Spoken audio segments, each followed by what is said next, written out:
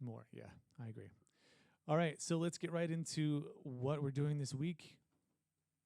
Like I said, it is just for comparison. The shaders and materials mission was estimated at 6 hours, and this one is estimated at 9 hours. Okay.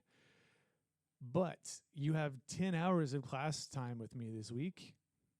And of course, you can work on it outside of class. And most people, it doesn't take anywhere near 9 hours to complete all of this.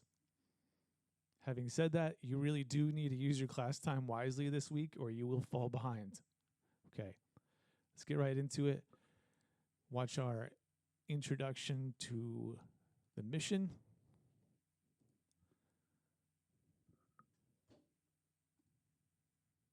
Make sure, of course, that you're logged into your Unity account when you're on the Unity Learn website in the upper right corner so that you get credit and experience points as you mark each step complete going through this. Oh, wow, that stretched him out. There we go. Whether you're exploring the architectural design of your new house, sneaking through a haunted castle in a stealth game, or immersed in the world of a cinematic animation, good lighting takes a real-time experience to the next level. From the basics of illuminating a space to telling evocative stories through your design, lighting will help you reach that next level. In this project, you'll light an indoor and outdoor space in the Unity editor, allowing you to learn about the fundamental principles of lighting in Unity. You'll finish by applying what you've learned through completing your own lighting study. When you're done, you'll have the skills to implement functional lighting in your projects with an awareness of how lighting intersects with other creative domains in Unity. With that said, we're ready to get started. Okay. Yeah, I think lighting is probably the most underrated thing in games for you to work on. So it can dramatically change the look of your game. And I think most game designers don't focus on it enough. Okay, so as with all of these missions, remember the first tutorial, which is always a get started with tutorial, will have a project that you need to download and extract and then add into the Unity hub to be able to use it, okay? So just like we did with shaders and materials, I'll go through this process real quickly again, just to familiarize with you. All right, so scroll down, click the zip file. Let me go ahead and change this from blank to show screen. There we go. Okay, so download the zip file just like last week. Inside the zip file, go into it and drag the Creative Core Lighting 22 or whatever version it says on yours to your desktop. Wait for it to finish transferring, and then in the Unity hub, add it in, just like the other project. So we're not creating a new project. Again, a lot of people are still confused about that. The guided project, we did create a new one. This one is opening or adding it in. 1 second. Hello?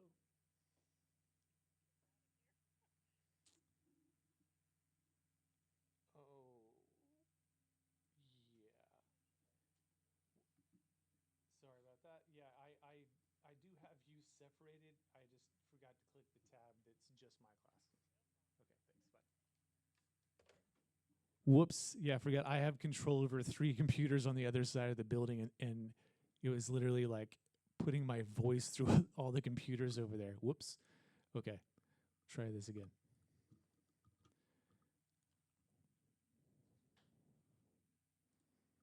Okay, this should just be you guys, not over there.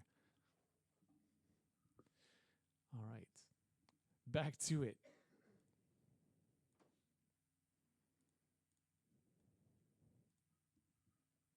All right, so in the Unity Hub, make sure you click Add, and then on your desktop, choose the lighting folder that you just pulled out of the zip file.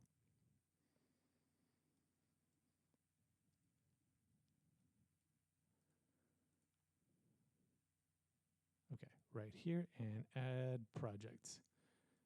Make sure that it actually is the correct folder. Okay, add project. All right, So then it'll take a while to compile, open up. Back over here. All right. So there are a lot of tutorials, and I'm not going to sit here and talk about each of them because you won't even listen to it. So configure the directional light in Skybox. That's your first main tutorial. So a directional light is something that comes in by default in all your Unity scenes. Key thing to know about a directional light is that it has infinite casting distance. So it does not matter where it is in your scene positionally. All that matters is how it's rotated. Okay, and Skybox you can think of as the background all around you, the sky. And you can change that to be a solid color or an HDRI image of an actual sky or something crazy like a galaxy. You can change the Skybox to be a lot of different things. All right, let's go into this next tutorial, add light sources to your scene. So you have this example scene that they have you set up into showcase lighting, and they kind of go over all the different types. Remember, anytime it's numbered, 1, 2, 3, that is stuff you need to actually do in your Unity project. So you can see in the beginning here, they have you open up a scene called Tutorial Scene Lighting Outdoor to get to this.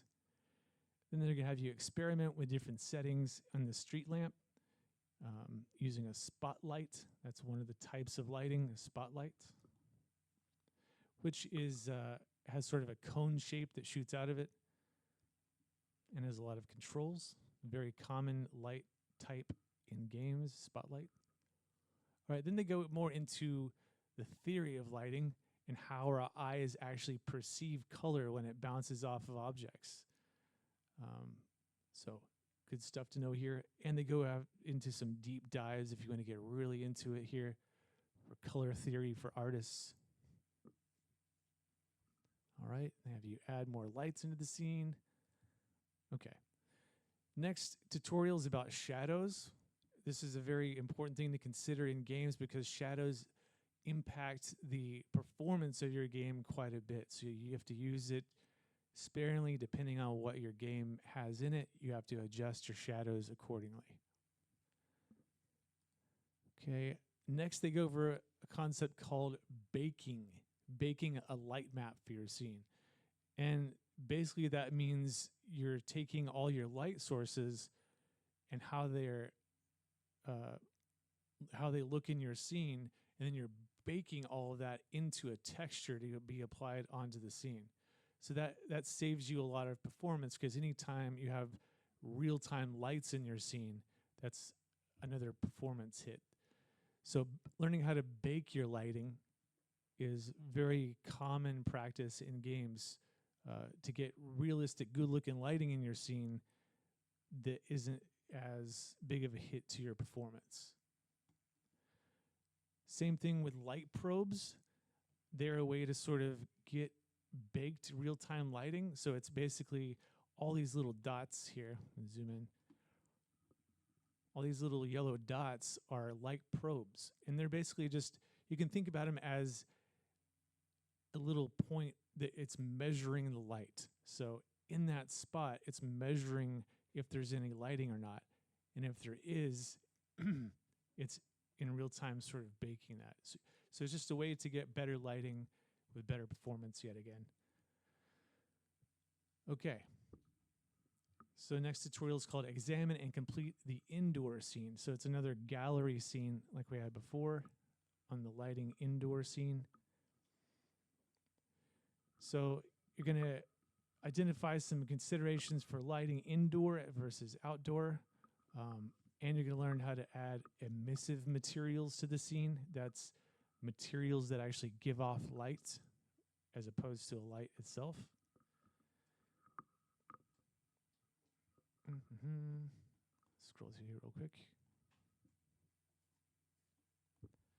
Yeah, so like always, make sure you read this stuff because any of this could be on the quiz at the end of the week. And it's just good stuff to know as a game designer. All right, so here you can see in this weird checker pattern, this is a way to change your scene view. You can see this little drop down. I think it's right there. And that will give you a look at what your baked lighting resolution is going to be. So the finer the checkerboard, the more detailed the light map will be. All right, next tutorial is about reflections. Reflections are an extremely important part of making your scene look realistic. If you want objects to have a very real looking style, then you want to have accurate reflections. And you do that by making sure that your materials are set up to show reflections, and also you can use reflection probes. So same thing as the light probes, is just a spot in the scene, an exact point where it's measuring the reflection. So this will let you get things that are moving in real time. So like the player, if you want to see the player's reflection in this apple, you would need a reflection probe to see that player and then put it into the reflections on the material. All right. Next tutorial is called Showcase Your Work with Lighting, and they give you this really nice looking scene to work with. Go look at that.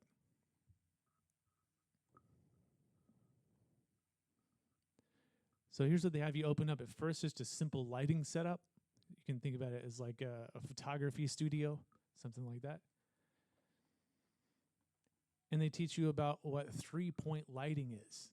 So that is just using 3 different light sources set up in a sort of proven method for getting good lighting. Be sure to check out these links on that one for details. Okay, scrolling down here. This is the scene I was talking about earlier. This is actually a template, like an entirely different project that they encourage you to go look at. It has this really nice car setup. And they actually had this in cooperation with Volvo for one of their commercials. They actually made a commercial with this template.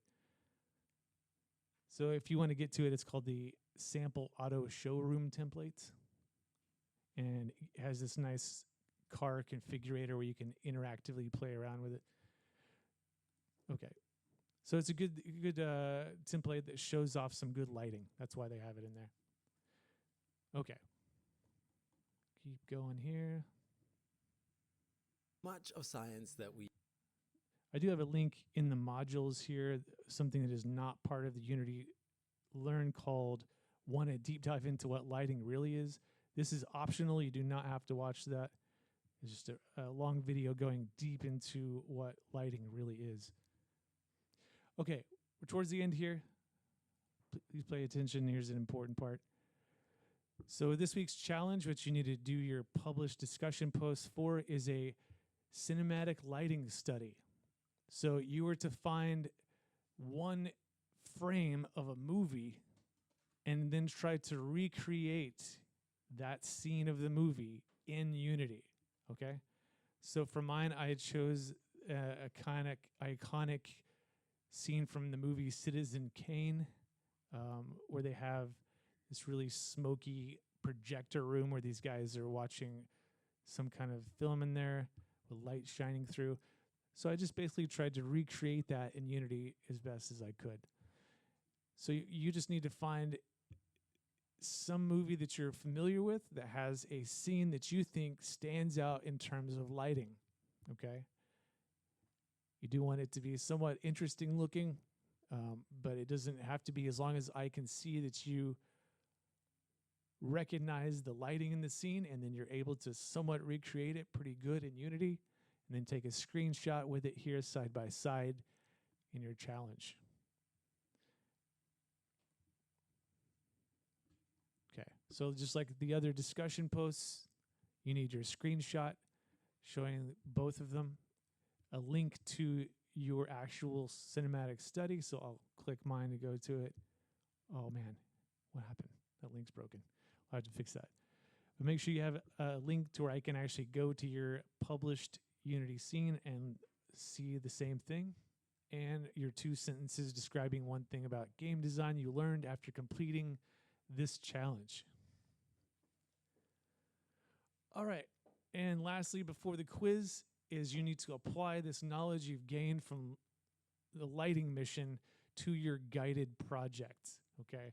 So one of the 3 guided projects that you chose at the beginning, you now need to apply lighting knowledge to it. And all these tutorials where you're applying the mission to your guided project, just make sure that you choose the appropriate one. So I chose architectural rendering, so I'll click that one. And that brings up a PDF file.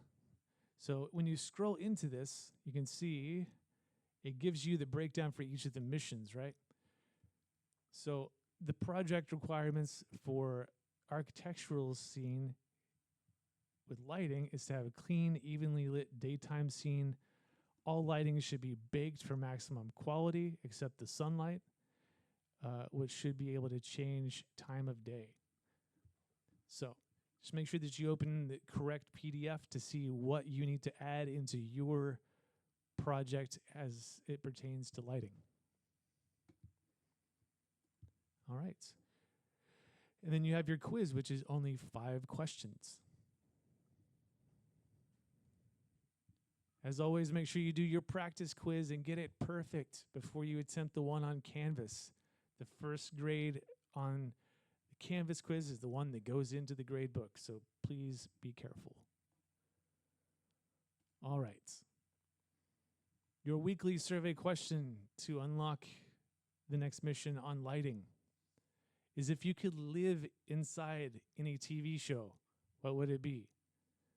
Now, you are still yourself. You're not any of the characters in the show. You're just yourself in that show. And you do have to live there. That means permanently. You can't come back. What TV show do you want to live in? Yes. But you're not a cartoon. You're just yourself in a cartoon world, which might be kind of weird.